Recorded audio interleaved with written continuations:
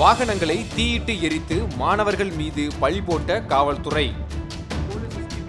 ஜல்லிக்கட்டுக்கு ஆதரவான மாணவர்களின் போராட்டத்தை கலைக்க பல்வேறு முயற்சியில் ஈடுபட்ட காவல்துறையினர் இறுதியாக வன்முறையை தொடங்கினர்.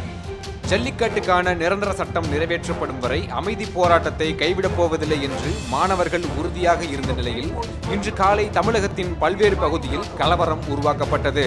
அப்போது வாகனங்கள் தீயிட்டு கொளுத்தப்படுவதாக கூறி காவல்துறையினர் தடியடி நடத்தினர். இந்நிலையில் வாகனங்களை காவல்துறையினரே தீயிட்டு கொளுத்திய காணொளி சமூக வலைதளங்களில் வெளியிடப்பட்டது.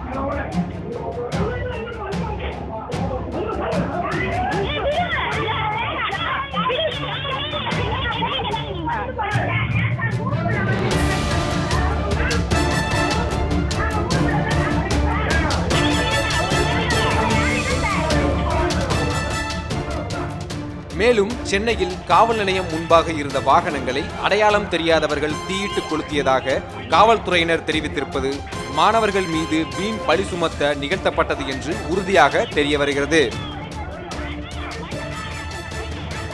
ரெட்பிக்ஸ் செய்திக்குழு, ரெட்பிக்ஸ் நியூஸ்.